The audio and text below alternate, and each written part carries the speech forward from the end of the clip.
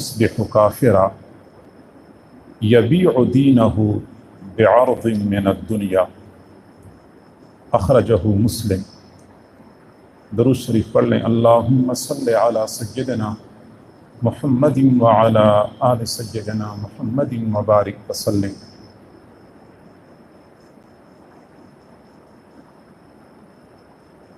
قیامت کی علامات کے حوالے سے گفتگو چل رہی ہے۔ دین کے مختلف شعبوں میں بگاڑ اور فساد کا نمودار ہونا قیامت کے وقوع کی بڑی نشانی ہے، اور دین اسلام کے شعبوں میں سب سے زیادہ اہم شعبہ اعتقادات کا ہے کہ ہمارا عقیدہ درست ہونا چاہیے۔ نہ صرف یہ کہ عقیدہ درست ہو بلکہ عقیدہ محفوظ بھی ہونا چاہیے۔ کئی مرتبہ عقیدہ درست تو ہوتا ہے لیکن فتنوں کی وجہ سے، ماحول کی وجہ سے عقیدہ غیر محفوظ ہوتا ہے۔ کسی وقت بھی بندہ پھسل سکتا ہے، گمراہ ہو سکتا ہے، ایمان سے محروم ہو سکتا ہے، اور قیامت کے قریب زمانے میں لوگوں کی ایمان کو زبردست خطرہ لاحق ہوگا۔ یہ حدیث ہے مسلم شریف کی جو ابھی آپ کے سامنے تلاوت کی گئی، کہ آپ صلی اللہ علیہ وسلم نے فرمایا کہ تم نیک اعمال میں جلدی کیا کرو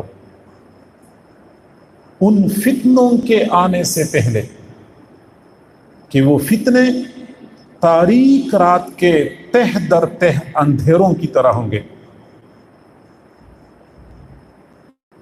ایمان اتنا خطرے میں ہوگا کہ بندہ صبح کے وقت مؤمن ہوگا، شام کو وہ کافر ہو چکا ہوگا، یا شام کے وقت مؤمن ہوگا، صبح کو وہ کافر ہو چکا ہوگا۔ اور آج ہمیں اپنی آنکھوں سے نظر آتا ہے کچھ لوگ جو لوگوں کی ایمان کے لیے ڈاکو بنے ہوئے ہیں، وہ شیطان کے لیے ایجنٹ کا کام کرتے ہیں۔ صبح بندہ گھر سے نکلتا ہے ایمان کی حالت میں، گھر سے باہر کسی ایسے بندے سے واسطہ پڑتا ہے جو دین کے بارے میں کسی ادنا درجے میں شک اور شبوں میں اس کو ڈال دیتا ہے۔ ظاہری بات ہے کہ بندہ کسی بھی اعتقاد کے بارے میں شک میں پڑ گیا تو ایمان ختم۔ یا بندہ شام کے وقت تو مومن ہوتا ہے، اپنی بستر پہ ہوتا ہے، بستر پہ پوری دنیا کے ساتھ بندے کا رابطہ ہوتا ہے، سوشل میڈیا کے ذریعے یا چینلوں کے ذریعے یا انٹرنیٹ کے ذریعے۔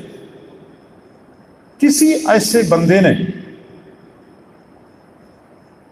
اس کے دماغ میں ایسا زہر بھر دیا، تھوڑی سی بات بھی اس کے دماغ میں ایسی ڈال دی جس کی وجہ سے وہ شک میں پڑ گیا اعتقادات کے بارے میں، تو اس کا ایمان چلا گیا۔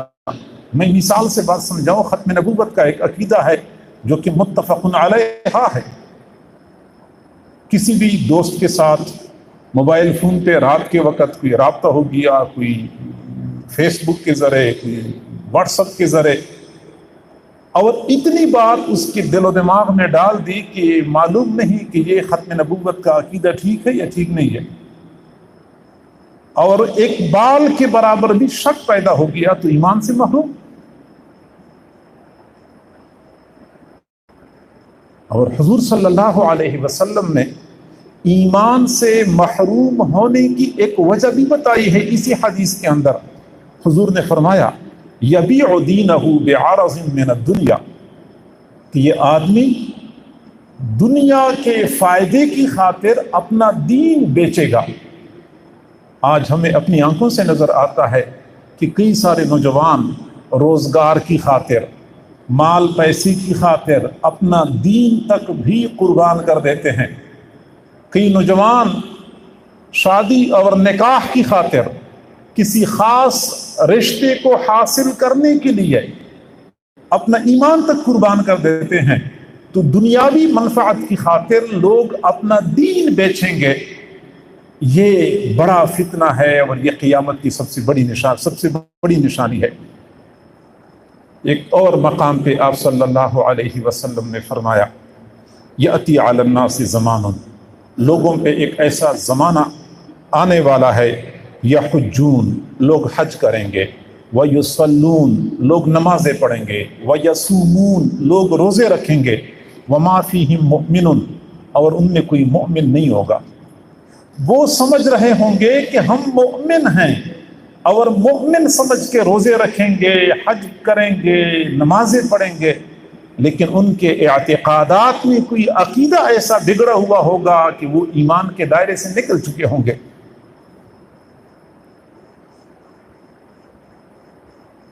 ایک اور مقام پہ آپ صلی اللہ علیہ وسلم نے فرمایا، لَيَعُودُنَّ كُلُّ إِيمَانٍ إِلَى الْمَدِينَةِ كَمَا بَدَأَ مِنْهَا، یہ ایمان سمٹ جائے گا، سکڑ جائے گا۔ اس وقت جو دنیا کے کونے کونے میں ہمیں ایمان نظر آ رہا ہے، یہ ایمان سمٹ کے مدینہ منورہ تک محدود ہو جائے گا۔ صحیح بخاری شریف کی روایت ہے، آپ صلی اللہ علیہ وسلم نے فرمایا، ان الایمان لا یعرض الی المدینہ کما تعرض الحیۃ الی جحرہا، ایمان مدینہ منورہ کی طرف سکڑ کے آ جائے گا، سمٹ کے آ جائے گا، جس طرح کہ سانپ اپنے بل کی طرف سمٹ کے آتا ہے۔ ایک اور مقام پہ آپ صلی اللہ علیہ وسلم نے فرمایا کہ ایمان جہاں سے پھیلا ہے اسی کی طرف دوبارہ لوٹ کے آ جائے گا، یعنی مدینہ کی طرف اور مکہ کی طرف لوٹ کے آ جائے گا۔ یہ حدیثیں اس بات پہ دلالت کرتی ہیں کہ لوگ ایمان سے محروم ہوں گے، ایمان خطرے میں پڑ جائے گا۔ اور حقیقت یہی ہے کہ آج کل کی فتنوں کے زمانے میں ایمان بچانا، اپنا ایمان بچانا اور اپنی اولاد کا ایمان بچانا ہمارے لیے ایک چیلنج بنا ہوا ہے، اور ہم اپنے ایمان کو بچانے میں تب کامیاب ہوں گے جب ہمارا نیک لوگوں کے ساتھ تعلق ہوگا، مضبوط تعلق، مضبوط وابستگی۔ ہمارے مشائخ نے یہی بات تو فرمائی ہے کہ نیکوں کے ساتھ جڑنے میں کم از کم فائدہ یہ ہے کہ بندے کا ایمان محفوظ ہو جاتا ہے۔ بندہ بڑا ولی نہ بھی بن سکے، بڑا متقی نہ بھی بن سکے، لیکن کم از کم بندے کا ایمان محفوظ ہو جاتا ہے۔ حضرت مولانا رشید احمد گنگوئی رحمۃ اللہ علیہ کا ایک مرید تھا، بالکل ان پڑھ اور دیہاتی۔ اس زمانے میں انگریز لوگ ہندوستان میں تھے تو وہ مال پیسہ پانی کی طرح بہا رہے تھے لوگوں کو عیسائی بنانے کے لیے۔ چنانچہ وہ غریب دیہاتی بندے پر ایک انگریز نے محنت شروع کر دی، روزانہ اس کے پاس آتا تھا، پیسوں کی پیشکش بھی کرتا تھا، دلائل کے ذریعے سے قائل کرنے کی کوشش کرتا تھا۔ ہفتہ، 2 ہفتے، 3 ہفتے، پورا مہینہ گزر گیا، لیکن اس ان پڑھ دیہاتی کی ایمان میں تزلزل پیدا نہیں ہوا۔ آخر اس نے پوچھا کہ کیا وجہ ہے؟ میں آپ کو دلائل کے ذریعے سے قائل کر رہا ہوں، میں آپ کو پیسے دینے کے لیے تیار ہوں۔ آخر میں اس دیہاتی نے ایک جواب دیا کہ بھائی مجھے تو کوئی پتہ نہیں ہے کہ دلائل کیا ہوتے ہیں، مال پیسہ کیا ہوتا ہے، میرے تو گنگوا میں ایک شیخ و مرشد ہیں مولانا رشید احمد گنگوئی، آپ ان کے پاس چلے جائیں، ان کو پہلے قائل کر دیں، وہ مان گئے تو میں مان جاؤں گا، میرا تو اپنے شیخ کے ساتھ کامل وابستگی ہے، میں تو شیخ کے پیچھے چلتا ہوں۔ آج کل کئی سارے لوگ یہ شک ڈالتے ہیں شیخ سے بیعت کرنے کے بارے میں کہ یہ شخصیت پرستی ہے۔ مشائخ لوگوں کو اپنے ساتھ جوڑتے ہیں، اللہ کے ساتھ نہیں جوڑتے۔ میں یہ کہتا ہوں کہ آپ اس کو شخصیت پرستی کہیں، آپ یہ کہتے ہیں کہ مشائخ لوگوں کو اپنے ساتھ جوڑتے ہیں، اللہ کے ساتھ نہیں جوڑتے، جو بھی آپ نام دیں، لیکن تجربہ یہ ہے، مشاہدہ یہ ہے کہ جب کوئی بندہ کسی کامل شیخ کے ساتھ جڑ جاتا ہے اور کامل محبت ہوتی ہے تو وہ اپنے شیخ کے طریق سے ایک بال کے برابر بھی ہٹنے کے لیے تیار نہیں ہوتا۔ ہم نے ایک دیہاتی آدمی کو دیکھا، ہمارے حضرت جی سے بیعت ہو گیا، خالص ان پڑھ دیہاتی دکاندار ہے، مٹھائی کی دکان ہے، تو کچھ ایسے دیندار لوگ یا دیندار خاص طور پہ ان کو بلاتے تھے، اشتہار میں ان کا نام لکھتے تھے، پھر وہ ان کے پروگراموں میں مٹھائی بڑے وافر مقدار میں تقسیم کرتے تھے اور لوگوں کو دیا کرتے تھے۔ چنانچہ مٹھائی کی وجہ سے وہ لوگ ان کو اپنی طرف کھینچتے تھے۔ جب وہ حضرت جی سے بیعت ہو گئے تو ان لوگوں سے ان کا تعلق ختم ہو گیا۔ جب تعلق ختم ہو گیا تو وہ لوگ اکثر آتے تھے، ان کے پاس بلایا کرتے تھے، کوشش کرتے تھے، اشتہار میں نام دیتے تھے کہ ہم آپ ہماری طرف آتے کیوں نہیں ہیں؟ ان کا صرف ایک جواب ہوتا تھا کہ میرا سودا ہو چکا ہے، میرا سودا ہو چکا ہے، یعنی میں ایک کامل شیخ سے بیعت ہو چکا ہوں، جب میں نے ان کے ہاتھ میں ہاتھ دے دیا تو میرا سودا ہو گیا۔ اب جب سودا ہو گیا ہے تو اب میں خود اپنے بارے میں اختیار نہیں رکھتا، میرے بارے میں شیخ جو فیصلہ کریں گے وہی فیصلہ ہوگا۔ تو جو بندہ اپنے شیخ کے ساتھ اس کامل عقیدت کے ساتھ تعلق جوڑتا ہے تو اس کا ایمان محفوظ ہو جاتا ہے۔ اور فتنوں کے اس زمانے میں پورا دین اسلام اجنبی بن چکا ہے۔ آپ صلی اللہ علیہ وسلم نے 14 صدیاں پہلے یہی بات فرمائی تھی، ان الدین بدأ غریبا وسیعود غریبا فطوبی للغرباء۔ دین جب شروع ہوا تھا اس وقت اس کے پیروکار تھوڑے تھے، اجنبی تھا، لوگ اس دین کے ساتھ مانوس نہیں تھے۔ حضور صلی اللہ علیہ وسلم کا ابتدائی زمانہ بندہ تصور کر لے، کیسے یہ دین اجنبی تھا لوگوں کے درمیان۔ فرمایا کہ ایک وقت ایسا آئے گا کہ دین ایسا ہی اجنبی ہوگا، دین کی پیروی کرنے والے، دین کے ساتھ تعلق رکھنے والے لوگ تھوڑے ہو جائیں گے۔ اور آج ہمیں اپنی آنکھوں سے نظر آتا ہے کہ بے دینی اور الحاد اور زندگی بڑھتا جا رہا ہے، دین سمٹتا جا رہا ہے، دیندار سکڑتے جا رہے ہیں۔ اور صرف یہ نہیں بلکہ دین کو تھامنا، دین پہ عمل کرنا یہ بہت مشکل ہو جائے گا۔ آپ صلی اللہ علیہ وسلم نے فرمایا لوگوں پر ایک ایسا زمانہ آنے والا ہے، الصابر فیہم علی دینہ کالقابض علی الجمر۔ جو بندہ دین کے اوپر ڈٹنے والا ہے اس کے لیے دین پہ ڈٹنا اتنا دشوار ہوگا جیسے کوئی بندہ مٹھی میں جلتے ہوئے انگارے ہاتھ میں پکڑتا ہے، تو انگارے ہاتھ میں پکڑنا دشوار، ایسی ہی دین پر جم جانا اور ڈٹ جانا دشوار ہوگا۔ آپ صلی اللہ علیہ وسلم نے فرمایا کہ آج مدینہ منورہ میں جیسے منافقین مخلص مؤمنین سے چھٹے پھرتے ہیں، ایسی ہی قرب قیامت میں نیک لوگ اپنی قوم میں، اپنے قبیلے میں چھٹے پھریں گے۔ یعنی نیک لوگوں کے لیے اپنے دین کا اظہار کرنا یہ دشوار ہو جائے گا، چھپتے پھریں گے، اور بے دین لوگ جو ہوں گے وہ دندناتے پھریں گے۔ اور یہی کچھ ہمیں اپنی آنکھوں سے نظر آتا ہے کہ دیندار بندے کے لیے اپنے دین کا اظہار کرنا دشوار ہو جاتا ہے۔ اور ہماری ایمان کے لیے جو ایک بڑا خطرہ ہے وہ جھوٹے مدعی نبوت۔ حضور صلی اللہ علیہ وسلم نے آج سے 14 صدیاں پہلے یہ بات فرمائی تھی، بین یدی الساعۃ قریب من 30 دجالا کذابین کلہم یقول انا نبی انا نبی۔ قیامت سے پہلے پہلے اس امت میں 30 ایسے دجال جھوٹے ظاہر ہوں گے جو دعویٰ کریں گے کہ میں نبی ہوں، میں نبی ہوں۔ اس لیے حضور صلی اللہ علیہ وسلم کی دنیا سے پردہ فرمانے کے بعد، بلکہ آپ صلی اللہ علیہ وسلم کی حیات مبارکہ میں ہی جھوٹے مدعی نبوت ظاہر ہوئے تھے۔ ایک مسیلمۃ الکذاب تھا اور دوسرا اسود عنسی تھا۔ انہوں نے حضور کی حیات مبارکہ میں نبوت کا جھوٹا دعویٰ کیا تھا، اور پھر یہ سلسلہ چلتا رہا۔ ہمارے قریب کے زمانے میں بڑا جھوٹا دجال وہ قادیانی، اس نے نبوت کا دعویٰ کر لیا، اور آج ہمیں اپنی آنکھوں سے نظر آ رہا ہے کہ بہت سارا خطرہ ہمیں اس بندے کے اس دعوی نبوت سے ہے۔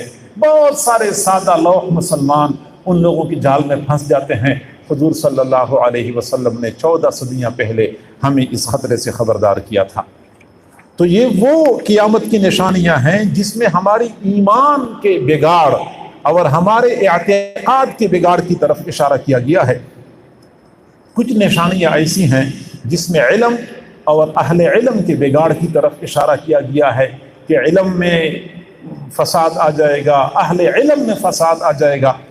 چنانچہ آپ صلی اللہ علیہ وسلم نے فرمایا، بخاری شریف کی روایت ہے، ان من اشراط الساعہ ان یرفع العلم ویثبت الجہل، قیامت کی نشانی یہ ہے کہ علم اٹھ جائے گا اور جہالت ثابت ہو جائے گی، جہل پختہ ہو جائے گا۔ اور بخاری شریف کی روایت ہے کہ آپ صلی اللہ علیہ وسلم نے فرمایا کہ یہ علم کیسے اٹھے گا؟ علم اٹھنے کا معنی یہ نہیں ہے کہ لوگوں کی سینوں سے اللہ تعالیٰ علم کو اوپر اٹھا لے گا، بلکہ علم کے اٹھنے کا معنی یہ ہے کہ اللہ تعالیٰ علماء کو اٹھا لے گا۔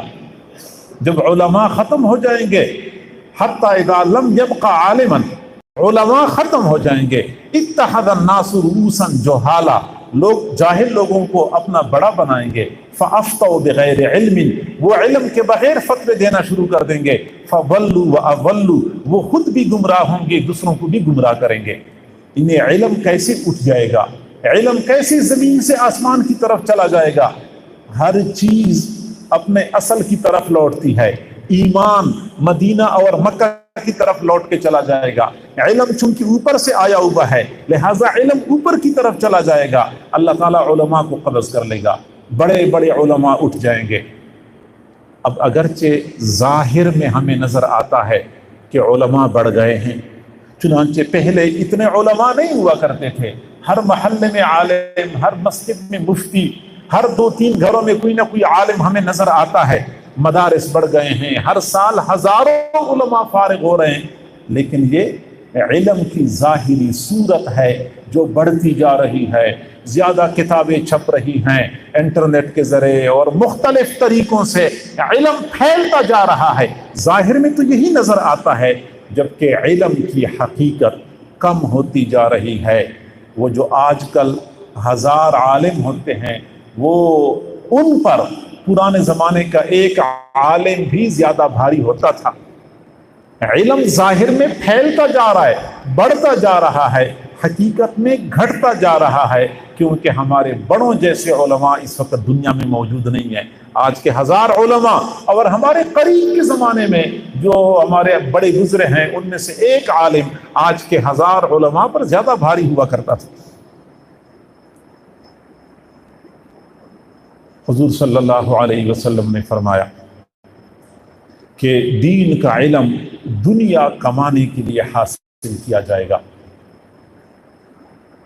اور قیامت کی ایک نشانی یہ بھی ہے کہ خطیب حضرات زیادہ ہو جائیں گے، قاری حضرات زیادہ ہو جائیں گے، جبکہ اصل عالم حضرات کم ہو جائیں گے، اور جو علماء موجود ہوں گے لوگ ان کی اطاعت نہیں کریں گے، ان کی پیروی نہیں کریں گے۔ آپ صلی اللہ علیہ وسلم نے فرمایا، اللہ نہ کرے کہ میں وہ زمانہ پالوں جس زمانے میں علماء ہوں گے لیکن علماء کی پیروی نہیں کی جائے گی، علماء کی بات نہیں مانی جائے گی۔ آج وہی ہمیں سب کچھ نظر آ رہا ہے کہ علماء جو ہیں ان علماء کی بات ماننے کی بجائے ادھر ادھر کی باتوں پر اعتماد کیا جاتا ہے۔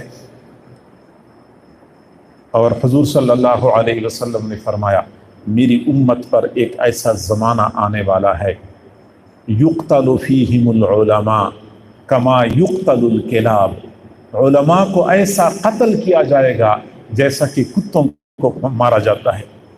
حدیث کے الفاظ ہیں کہ علماء کو ایسے شہید کیا جائے گا جیسا کہ کتوں کو مارا جاتا ہے، یعنی کتے کو مارے قتل کر دے پرواہ نہیں ہے، کوئی پوچھتا ہی نہیں ہے کہ کتے کو کیوں مارا ہے، کتے آوارہ کتے ہوتے ہیں، پھرتے رہتے ہیں، کوئی بندہ اس کے اوپر فائر کر کے مار سکتا ہے۔ ایسی ہی علماء کی جان کم قیمت ہو جائے گی، بے قیمت ہو جائے گی، علماء کثرت سے شہید ہوں گے۔ اچھا، اب حدیث شریف میں آیا ہے کہ اس امت میں وہ تمام تر باتیں پائی جائیں گی جو یہود و نصارہ میں پائی جاتی تھی۔ یہ امت یہود و نصارہ کے ساتھ ایسی مطابقت اختیار کرے گی جیسا کہ ایک جوتا دوسرے جوتے کے ساتھ برابر ہوتا ہے، ایک بالش دوسرے بالش کے برابر ہوتا ہے۔ یہ امت سابقہ قوموں کے ساتھ ایسی مطابقت اختیار کرے گی۔ تو بندے کے ذہن میں سوال پیدا ہوتا ہے